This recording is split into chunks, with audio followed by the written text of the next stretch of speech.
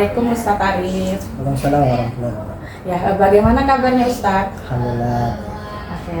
Ya, terima kasih Ustadz atas kesempatannya karena mengizinkan saya melakukan wawancara pada hari ini. Jadi Ustadz, pada hari ini ada beberapa pertanyaan mengenai pengambilan keputusan yang ingin saya tanyakan kepada Ustadz. Kita mulai saja, tidak apa Ustadz? Boleh ya. Jadi pertanyaan pertama, selama ini bagaimana Ustadz dapat mengidentifikasi kasus-kasus yang merupakan dilema etika atau rujukan moral? Ya, dari pertanyaannya artinya bagaimana saya melihat permasalahan itu ya. Jadi memang saya melihat atau mengambil kumpulan informasi dulu gitu ya, baik dari BK, baik dari wali kelas, baik dari guru-guru. Nah dari situlah nanti saya bisa mengetahui permasalahan yang ada gitu. Dan saya juga memang selalu mengikuti terkait masalah kegiatan di sekolah. Jadi sebisa mungkin ya apa yang dilaporkan oleh BK, wali kelas dan guru itulah nanti yang akan menjadi pertimbangan saya untuk melihat permasalahan itu.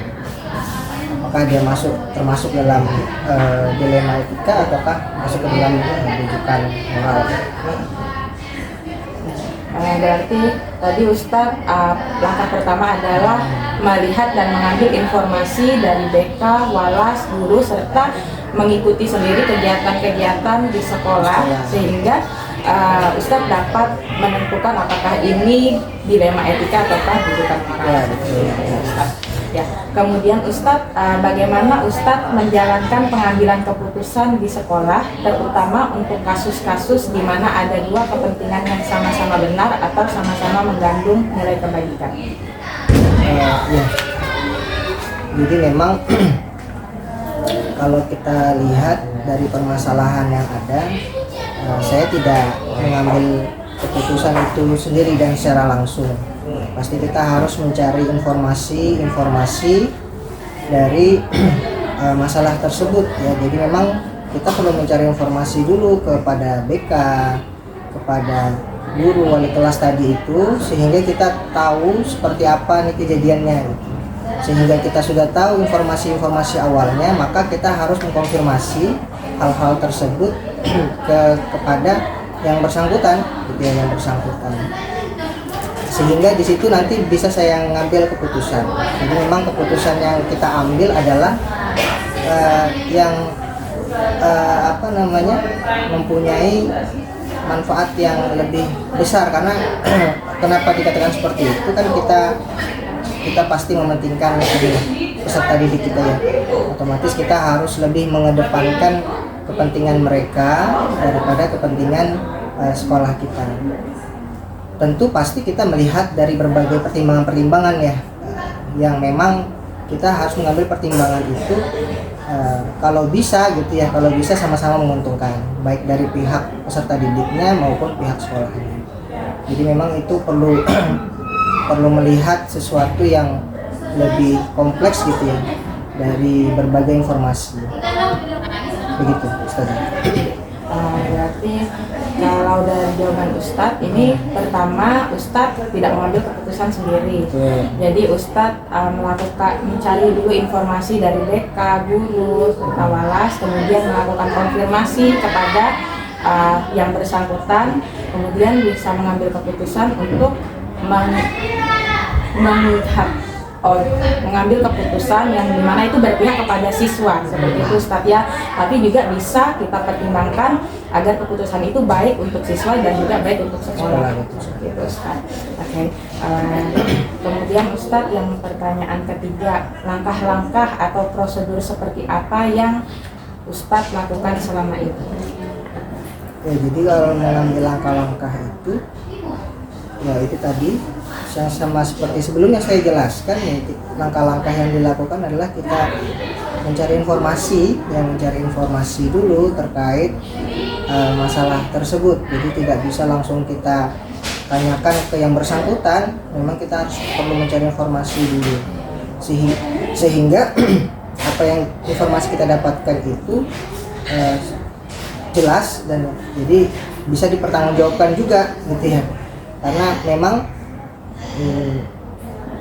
hal-hal itu kita harus melihat berbagai aspek ya gitu ya, aspek. Tidak bisa kita mengambil satu keputusan langsung berpihak begitu saja. Jadi melihat berbagai aspek pandangan teman-teman yang lain gitu ya, baik dari guru, wali kelas, BK, sehingga langkah-langkah itu yang saya lakukan, langkah-langkah seperti itu.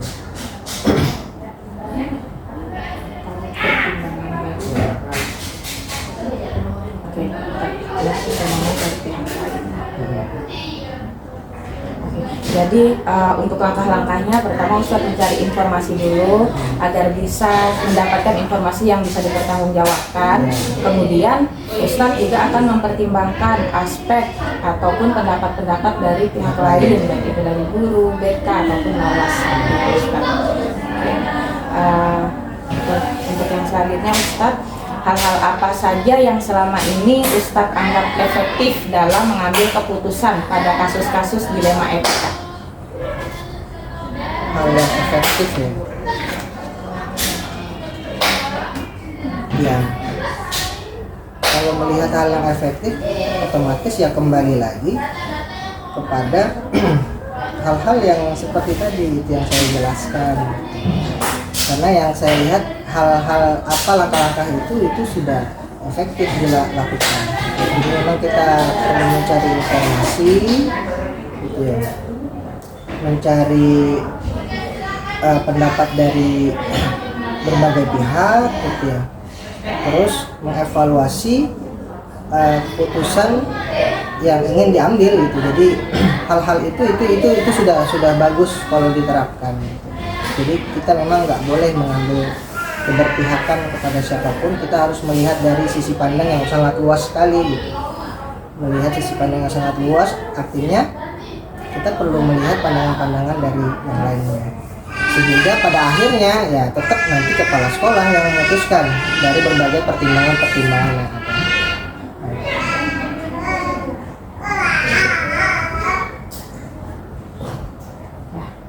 Jadi kalau menurut Ustadz, hal efektif dari mengambil keputusan terkait dilema etika ini adalah kita mencari informasi terlebih dahulu, kemudian juga kita menggali pendapat dari berbagai pihak, serta kita evaluasi terlebih dahulu keputusan yang ingin kita ambil dengan melihat sudut pandang yang lebih luas, dan pada akhirnya tetap kepala sekolah nanti yang akan memutuskan keputusan itu berdasarkan pertimbangan-pertimbangan yang sudah ada. Ya. Kemudian hal-hal apa saja yang selama ini merupakan tantangan dalam pengambilan keputusan pada kasus dilema etika? Tantangannya, Ustaz. Kalau kita mengambil sebuah kasus gitu ya, terkadang misal gitu ya, kita ada kasus siswa kita kelas 9 gitu, dan ternyata siswa ini dia kan sudah mau lulus gitu kan ya, melakukan pelanggaran. Nah di situ pasti ada dilema yang sangat besar sekali yang harus kita putuskan. Apakah anak ini langsung kita putuskan di saat itu gitu, kelas 9 langsung putus dan mencari sekolah lain, apakah kita pertahankan? Nah, jadi ini adalah sebuah tantangan menurut saya yang memang kita harus bisa melihat dari berbagai sisi ya. Sisi yang pertama adalah anak ini sudah mau lulus gitu ya. Sisi kedua adalah kalau kita keluarkan gitu, kita keluarkan di saat itu, kita belum tahu apakah sekolah lain atau dapodik itu boleh mengeluarkan sesuatu tersebut. Nah itu dilema. Jadi itu sebuah tantangan yang memang kita dapatkan hal-hal seperti itu. Tapi kembali lagi kita melihat dari segi dari segi kepada siapa kebermanfaatan itu gitu ya. Jadi hal itu biasanya ya kita ambil keputusan yang lebih baik dan lebih besar manfaatnya untuk keduanya. Jadi tidak langsung kita ngambil keputusan ya udah berhenti gitu. Jadi kita perlu mencari informasi dan segala macam lagi seperti itu. Mungkin saya konfirmasi lagi Ustaz ya jawabannya. Berarti terkait tantangan, tadi kita punya contoh kasus yaitu siswa kelas 9 yang melakukan pelanggaran, kemudian tantangan dalam menyelesaikan kasus ini adalah antara dia dikeluarkan ataupun tetap diizinkan karena anak ini sebentar lagi mau lulus, dan apakah dia nanti diterima di ada politik lain.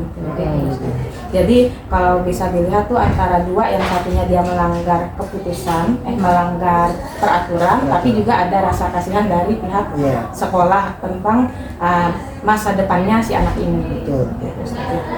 Ada dua. Kemudian yang selanjutnya Ustadz, apakah Ustadz memiliki sebuah tata kala atau jadwal tertentu dalam sebuah penyelesaian kasus dilema etika? Apakah Ustadz langsung menyelesaikan di tempat ataukah memiliki jadwal untuk menyelesaikannya? Bentuk atau prosedurnya seperti apa yang Ustadz jalankan? Jadi memang tidak langsung diputuskan di tempat gitu ya. Jadi saya pasti akan memanggil ya. Kalau jadwal seperti itu pasti prosedurnya ya. Prosedur yang dilakukan adalah pasti kita memanggil guru, memanggil wali kelas, memanggil BK untuk mendiskusikan atau melihat seperti apa ini permasalahannya. Nah setelah itu baru kita mencoba mengambil sebuah keputusan apakah keputusan ini ya nantinya sesuai dengan yang saya sampaikan tadi yang di awal ya, terkait masalah apakah nanti kita ambil keputusan itu sesuai dan bisa terpertanggungjawabkan gitu. Kita harapannya kayak gitu. Jadi kalau jadwal dikatakan jadwal, sebenarnya bukan jadwal, prosedur yang memang harus kita lakukan. Kita berkumpul dulu dengan wali kelas, guru itu sama BK, kita bincang-bincang terkait masalah permasalahan, baru nanti di akhir kita ngambil keputusan. Berarti untuk pengambilan keputusan ini prosedurnya adalah Ustadz tidak langsung diputuskan saat itu juga ya Ustadz. Jadi Ustadz panggil dulu guru, walas, BK untuk melakukan diskusi, kemudian bisa diambil keputusan sesuai atau yang tepat dan juga bisa dipertanggungjawabkan. Oke, yang ketujuh Ustadz, adakah seseorang atau faktor-faktor apa yang selama ini mempermudah atau membantu Anda dalam mengambil keputusan dalam kasus dilema etika? Kalau seseorang, saya pasti membawa wakil-wakil gitu ya, baik dari wakil kesiswaan, wakil kurikulum, kebanyakan sih wakil kesiswaan. Jadi memang kita berdiskusi terkait masalah pengambilan keputusan itu, apakah seperti apa. Karena kita di sekolah kita ini adalah sistemnya pondok gitu ya. Nah jadi biasanya kita mengambil keputusan itu dengan ya pimpinan pondok juga sekalian, karena menyangkut paut terkait hal itu. Nah itu yang biasa mempermudah saya untuk mengambil keputusan. Jadi tidak langsung mengambil keputusan sepihak saja, tapi kita perlu melihat pertimbangan-pertimbangan atau pandangan-pandangan dari pihak yang lainnya terkait masalah tersebut. Berarti untuk mengambil keputusan Ustadz terbantu dengan diskusi bersama wakil kesiswaan, kadang juga dibantu kurikulum, dan juga karena sekolah kita ini berbasis pondok sehingga kita juga perlu diskusi dengan pimpinan pondok. Itu Ustadz ya. Mungkin ini pertanyaan yang terakhir Ustadz, dari semua hal yang sudah Ustadz sampaikan, pembelajaran apa yang Ustadz petik dari pengambilan keputusan di dilema etika? Ya, dari pengambilan keputusan itu saya belajar bahwa ternyata permasalahan itu bisa bermacam-macam gitu ya, dan unik sekali, sehingga kita perlu melihat pendekatan apa yang kita gunakan untuk menyelesaikan masalah tersebut gitu. Nah, saya juga belajar bagaimana pentingnya hubungan antara saya dengan wali kelas, BK, dan pihak-pihak yang terkait menyelesaikan masalah tersebut atau mencari solusi yang baik untuk menyelesaikan masalah tersebut. Sehingga disitulah saya bisa terus belajar dan mengembangkan diri terkait masalah dilema etika atau rujukan moral tadi.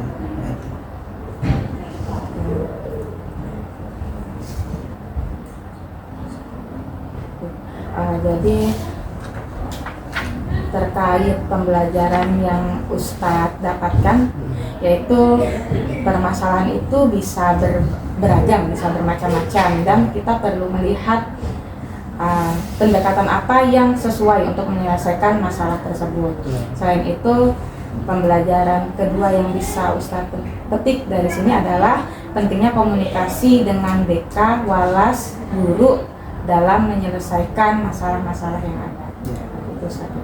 Ya, Ustadz, mungkin demikian 8 pertanyaan yang saya sampaikan kepada Ustadz. Sekali lagi saya mengucapkan terima kasih yang sebesar-besarnya atas kesediaan Ustadz menjawab pertanyaan-pertanyaan ini, dan saya juga mohon maaf atas kesalahan saya, Ustadz. Ya, sama-sama. Semoga urusan Ustadz berjalan dengan sangat lancar. Saya pamit Ustadz ya. Mohon maaf. Wassalamualaikum warahmatullahi wabarakatuh. Waalaikumsalam.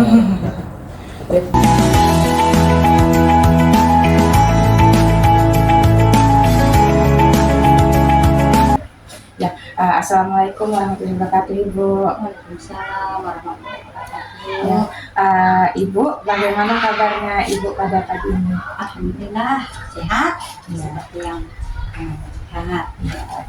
Ya, Ibu, sebelumnya saya mengucapkan terima kasih atas kesediaan Ibu mengizinkan saya melakukan wawancara mengenai pengambilan keputusan berdasarkan pengalaman Ibu selama menjadi kepala sekolah. Itu. Mungkin nanti ada 8 pertanyaan. Saya izin untuk memulai pertanyaan pertama. Baik, silakan. Untuk pertanyaan pertama, Ibu, selama ini bagaimana Ibu dapat mengidentifikasi kasus-kasus yang merupakan dilema etika atau rujukan moral?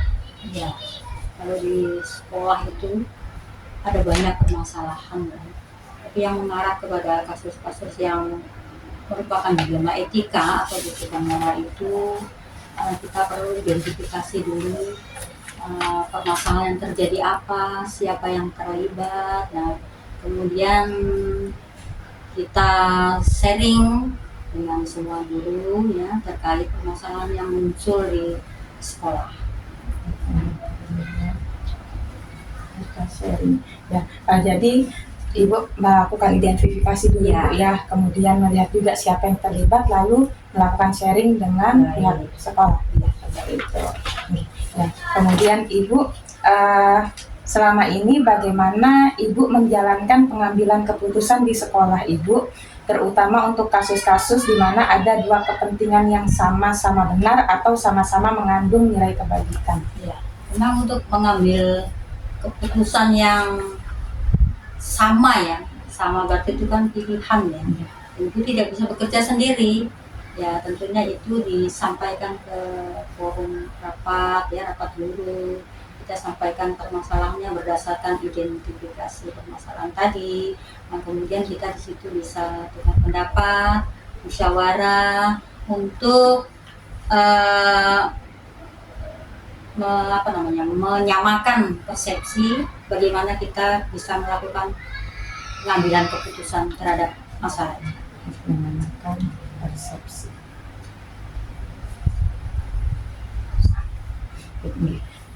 Jadi untuk mengambil keputusan tentang sama-sama benar ini, Ibu sampaikan dulu ke forum guru, Iya. kemudian melakukan musyawarah dan bertukar pendapat, di mana hal itu digunakan untuk menyamakan persepsi, Bu, ya, untuk Baik, mengambil keputusan. Ya, itu Ibu. Nah, kemudian Ibu pertanyaan yang selanjutnya, langkah-langkah atau prosedur seperti apa yang biasa Ibu lakukan selama ini? Jika terjadi satu kasus seperti itu ya, banyak pihak-pihak yang bisa kita gali informasi kebenarannya ya. Misalnya itu terjadi di anak sekolah ya, yang pertama setelah kita identifikasi masalah, kemudian kita sharing dengan guru, nah kita kan sudah mendapatkan keputusan bersama ya. Lalu kita lakukan mungkin seperti mediasi dengan orang tua jika permasalahan itu berat ya, kemudian kita carikan solusi permasalahannya seperti itu. Mengenai prosedur atau langkah-langkah itu biasanya diidentifikasi masalah dulu Ya. atau menggali informasi. Kemudian Ibu juga melakukan sharing dengan guru-guru di Tetap, sekolah ya. Ibu, di mana selanjutnya adalah melakukan mediasi juga Ibu Iya, dengan orang tetap tua. ya, itu harus. Nanti kalau ada masalah lagi itu dicarikan solusi permasalahannya. Ya, Seperti itu. Jadi seperti itu langkah-langkah yang Ibu gunakan untuk mengambil keputusan. Selanjutnya, hal-hal apa saja yang selama ini Ibu anggap efektif dalam mengambil keputusan? Yang paling pertama itu adalah tetap dalam musyawarah. Nah, di musyawarah itu kita menggunakan prinsip resolusi ya, yaitu berpikir berbasis hasil akhir ya. Nah, terus yang kedua, orientasi pada aturan, dari sekolah punya aturan. Kemudian yang ketiga itu adalah mengutamakan rasa kepedulian.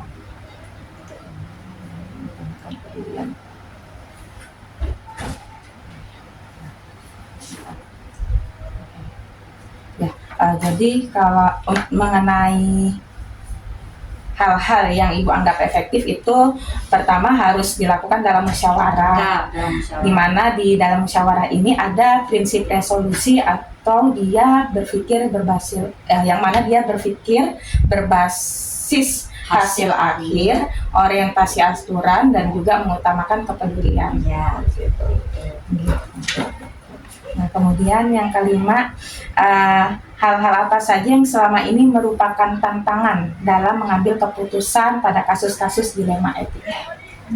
sebenarnya banyak sih ya tantangan itu. Tapi yang paling sering muncul itu adalah tekanan dari luar, mungkin dari masyarakat. Kalau kasus itu terlalu berat kan biasanya masyarakat itu cenderung ikut campur, merasa benar gitu ya, itu sebuah tantangan. Tapi kita bisa mengatasi semua tantangan itu dengan mediasi tadi, dengan sharing, dengan musyawarah juga. Seperti itu. Musyawarah. Ya, Bu, mungkin saya sedikit bertanya Ibu ya terkait tadi tantangan dari masyarakat. Ya. Mungkin bisa dijelaskan lagi karena ini baru menurut saya Ibu terkait tantangan dari masyarakat itu seperti apa? Kalau di sekolah dasar nih yang Ibu pimpin ya, orang tua itu kan juga termasuk masyarakat. Nah, ini contoh kecil ya, ada kejadian, contoh anak-anak itu bertengkar atau berselisih atau ada seperti bulian lah kan, berarti ada saling tekanan. Nah itu kadang-kadang kalau orang tua yang kita panggil, kita mediasi ya, dia merasa anaknya paling benar, dia merasa dia paling pandai mendidik. Nah jadi walaupun kita sudah menjelaskan, kita sudah mengorek dari anak-anak itu kejadiannya sebenarnya, kadang-kadang egoisnya itu dia sebagai orang tua, kemudian nanti dia tidak terima karena dia merasa benar, nanti mengadu ke keluarga, ke yang terkait, dan akhirnya melibatkan masyarakat ya. Dalam arti bukan masyarakat luas, tapi itu termasuk masyarakat. Nah itu termasuk tantangan. Tapi alhamdulillah kita bisa selesaikan ya dengan berbagai macam solusi ya, untuk menyadarkan orang tua maupun masyarakat ya tentang permasalahan itu. Ya. Jadi dengan pengalaman Ibu memimpin sekolah, Ibu sudah punya banyak tantangan dan juga solusi Ibu ya dalam mengatasi Pasti ya, masalah-masalah. pasti, ya. Kita ke selanjutnya Ibu yang 6 ini, apakah Ibu memiliki sebuah jadwal tertentu dalam sebuah penyelesaian kasus dilema etika? Apakah langsung menyelesaikannya di tempat atau memiliki jadwal untuk menyelesaikannya, bentuk serta prosedur seperti apa yang Ibu jalankan? Sebenarnya kalau jadwal itu bergantung kepada masalah yang timbul itu ya, dilema-dilema itu tergantung sulitnya tingkat penyelesaiannya. Kalau misalnya penyelesaian itu tidak terlalu berat ya, permasalahan tidak terlalu berat, bisa diatasi, bisa langsung selesai dan bisa terima oleh semua pihak, itu langsung saja. Nah, prosedurnya itu tadi tidak pernah melepaskan mediasi, mediasi ya kan, saling sharing gitu, saling mengakui gitu kan. Tapi kalau misalnya kasusnya itu berat ya, pertemuan pertama itu tidak ada solusi, masih bergejolak, nah kita baru atur jadwal. Mungkin setelah mediasi pertama nggak selesai, kita lanjut ke berikutnya, tapi kadang-kadang tidak pernah lama, mungkin 3 kali sudah selesai. Jadi untuk prosedurnya, kalau misalnya permasalahan itu tidak terlalu berat ya, kita bisa libatkan kesiswaan ya, kurikulum atau keamanan, semua guru lah yang ada di sekolah itu memanggil orang tua. Tapi kalau berat, kita akan melibatkan orang-orang yang berkepentingan ya, contoh pengawas ya, babinsa, mungkin RT terdekat, seperti itu.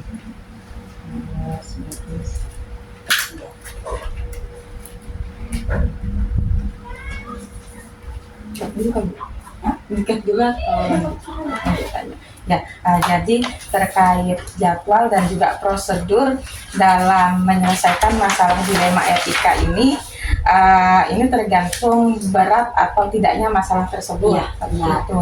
Dan jika masalahnya tidak berat, maka prosedurnya bisa melalui kesiswaan, kurikulum, dengan juga mediasi bersama orang tua siswa. Tapi jika berat, Ibu kadang juga melibatkan pengawas, babinsa, atau juga RT setempat Ibu ya? Iya. Nah, kemudian Ibu, adakah seseorang atau faktor apa yang selama ini mempermudah dan membantu Ibu dalam mengambil keputusan pada kasus dilema etika? Nah, kalau seseorang atau itu sebenarnya tidak ada, karena kalau mengambil keputusan itu kita Ibu contohnya ya, di sekolah ini sebagai pemimpin Ibu pasti melibatkan banyak orang kan, gurunya kan banyak. Nah, jadi di forum rapat itu kita sampaikan masalah ini. Nah, kemudian kalau kita tidak dapat menyelesaikan, pasti kita undang orang-orang yang berkepentingan itu. Jadi secara khusus tidak ada, keputusan itu diambil secara bersama-sama. Jadi kalau mengambil keputusan itu Ibu melibatkan banyak orang atau banyak ya, seperti itu ya.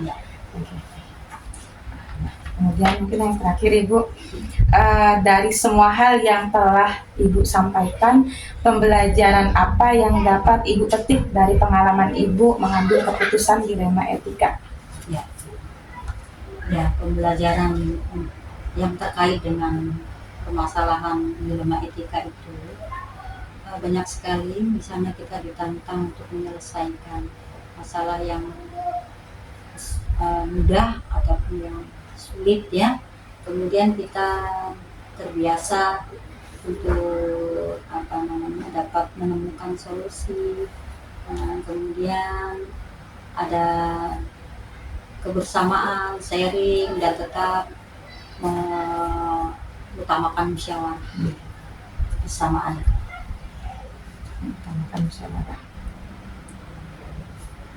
Ya, artinya dalam mengambil keputusan itu tidak mudah. Ya, harus dipikirkan matang-matang seperti itu. kan takut nanti salah mengambil keputusan. Nah, Akibat ke lain, Bu. iya, dampaknya itu seperti itu. Ya, mungkin kalau yang saya tangkap ini, Bu, berarti hal yang bisa kita pelajari itu adalah dari dilema etika, kasus-kasus dilema etika ini kita tertantang untuk menyelesaikan masalah baik itu mudah ataupun sulit, Iya. kemudian terbiasa menemukan solusi, dan juga dalam menemukan solusi itu kita lakukan dengan sharing atau mengutamakan musyawarah. Iya. Dan yang pasti dia memang tidak mudah, tapi tetap harus dipikirkan matang-matang. Iya, seperti itu kira-kira. Mungkin sebelum ini ada pesan atau bagaimana yang ingin Ibu sampaikan? Oh iya, pesan ibu ya, sebagai orang tua, atau sebagai pimpinan nanti kelak kalau Ananda Diana jadi seorang pemimpin ya, harus punya kebijakan yang pas, tepat, adil dalam mengambil sebuah keputusan. Ya, pasti kan? Insya Allah. Terima kasih Ibu atas pesannya dan juga kesempatan atau kesediaan Ibu dalam menjawab pertanyaan-pertanyaan ini. Secara pribadi saya mendapatkan banyak sekali pelajaran karena suasana sekolah Ibu itu jauh berbeda dengan sekolah saya yang berbasis Ya, pondok. jelas. Jadi saya mendapatkan banyak sekali pengetahuan ketika berbincang dengan Ibu sebagai kepala sekolah yang sudah lama mengabdi seperti itu, Bu, ya. Nah, kemudian Ibu, sebelum saya tutup, saya mengucapkan terima kasih banyak atas banyak hal yang Ibu berikan kepada saya, baik sebelum wawancara dan juga sampai saat ini wawancara. Kemudian saya juga mohon maaf atas kesalahan-kesalahan saya yang terdahulu ataupun hingga saat ini, dan semoga urusan-urusan Ibu dilancarkan oleh Allah, gitu. Semakin sukses lagi Bu di akhiratnya, amin. Ibu juga berterima kasih masih dipercayakan lakukan sharing, berbagi ilmu, berbagi praktik baik. Semoga kamu sukses ke depannya. Amin. Makasih jadilah Bu. guru penggerak yang Amin. Makasih banyak Ibu. Siap pamit Ibu ya. Assalamualaikum. Waalaikumsalam.